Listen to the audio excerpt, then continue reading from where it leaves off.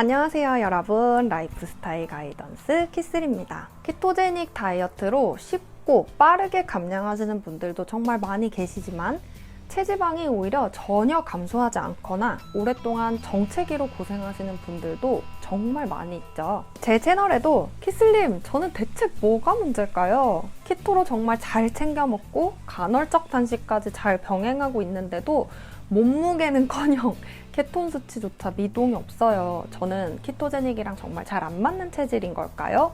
라는 댓글들이 종종 달리고는 합니다. 이런 분들이 가지고 있는 숨은 문제는 뭐고 또 어떻게 해결해 나갈 수 있을지 지금부터 이야기 같이 나눠보시죠.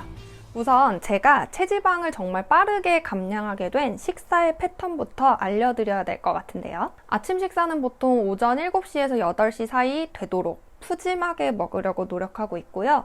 이 아침 식사에는 단호박이나 고구마 같은 건강에 좋은 탄수화물도 소량 들어갑니다. 점심 식사는 보통 11시에서 12시 사이에 고기 또는 해산물 그리고 채소를 함께 먹고요. 가장 중요한 거, 마지막 식사인데요. 보통 오후 4시쯤 시작해서 아무리 늦어도 6시 전에는 식사를 마치려고 하고 있습니다. 이때도 역시 고기, 해산물, 채소 등의 신선한 식품들을 골고루 먹으려고 노력하고 있고요. 그러니까 끼니를 3끼 다 먹는 것은 맞는데 저녁 식사를 아주 일찍 마친다 라는 점이 포인트인 것입니다. 제가 원래는 키토제닉을 하면서 아침은 거르고 저녁에 푸짐하게 먹는 식사를 좀 오래 했었어요.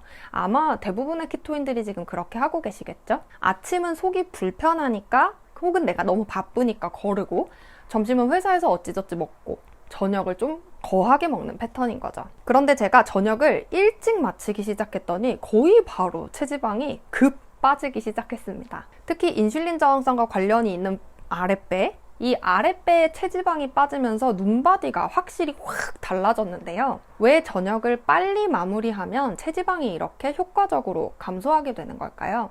여기에서 짚고 넘어가야 할 부분이 일주기성 리듬이라는 것입니다. 일주기성 리듬이란 그냥 쉽게 말하면 모든 생명체는 하루, 즉 24시간이라는 주기의 영향을 받을 수밖에 없다라는 거예요. 이 지구상에 존재하는 모든 생명체는 24시간 주기로 흐르는 어떤 자연 현상의 일부분일 뿐이다 라고 생각하시면 되는 거죠. 이 일주기성 리듬에 따라서 인간은 해가 뜨면 일어나고 먹어야 할 때 배가 고픈 걸 느끼고 자야 할 시간이 되면 졸음이 쏟아지게 됩니다. 이게 가능한 거는 이 일주기성 리듬에 따라 우리 몸의 호르몬 시스템, 항상성, 대사 등등이 정교하게 운영이 되기 때문이죠. 우리 몸의 유전자들은 이 일을 실패 없이 아주 잘 해낼 수 있도록 정말 긴 시간 동안 진화를 해왔습니다. 그런데 아시다시피 자기가 뭐든 최고인 줄 아는 우리 어리석은 인간들이 우리의 이 소중한 일주기성 리듬을 와장창, 말 그대로 정말 와장창 깨부시기 시작을 했어요.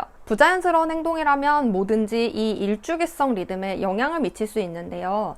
해 지면 자게끔 설계된 인간의 눈과 두뇌로 아주 밤늦게까지 핸드폰을 본다든지 하루 종일 먹이를 찾아서 막 걸어 다녀야만 했던 인간의 신체로 하루 종일 앉아만 있는다든지 이런 거 말이죠. 그런데 오늘의 주제, 식사 시간과 관련해서도 인간은 이런 자연스러운 리듬을 완전히 무너뜨려 왔습니다. 일주기성 리듬을 따른다면 인간의 위장과는 낮과 밤에 전혀 다른 기능을 하게 됩니다. 왜냐하면 낮에는 음식을 먹고 밤엔 자야 되니까요. 따라서 우리가 자야 할 시간 혹은 자야 하는 시간이 가까워올 때 음식을 먹는 거는 일주기성 리듬을 상당 부분 방해할 수 있습니다. 이게 깨져버릴 경우 발생하는 위장질환으로는 염증성 질환, 과민성 대장증후군, 소화불량 등등이 있고요. 또 탄수화물, 단백질, 지방의 소화 흡수에 이상이 생기면서 대사증후군으로 이어질 위험이 있죠. 우리가 뭘 먹고 얼마나 움직이냐 같은 문제도 대사증후군에 영향을 미치지만 일주기성 리듬이 망가지는 것도 대사증후군을 야기할 수 있다는 겁니다. 일주기성 리듬이 깨지고 그에 따라 수면에도 문제가 생기면 렙틴과 같은 포만감 호르몬이 제기능을 못하게 돼서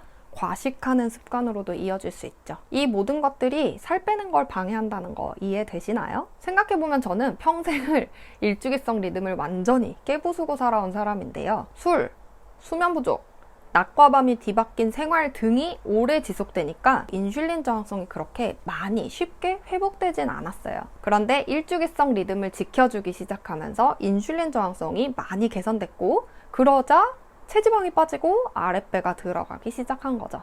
여기서 우리 몸의 시간당 혈당의 쓰임도 함께 살펴보면 도움이 될 것 같은데요. 이 부분은 정명일 박사님의 뉴트리티비에서 답을 알려주고 있습니다. 아침에 먹은 혈당은 거의 다 근육으로 가는데요. 근육은 아침부터 시작해서 낮 동안 정말 활발하게 일을 해야 되니까 열심히 연소해서 에너지로 쓰게 되는 거죠. 반면 저녁에 먹는 혈당에 대해서는 근육에서 인슐린 저항성이 높아져서 근육으로 잘 안 까게 된다고 해요. 왜냐하면 저녁이라는 시간은 근육이 쓰일 시간이 아니라 휴식해야 될 시간이잖아요. 그래서 근육이 아닌 지방 조직으로 들어가게 되는 거죠. 이 얘기는 나중에 쓸 수 있게 비축한다는 뜻이 됩니다. 즉, 살이 찐다는 얘기겠죠.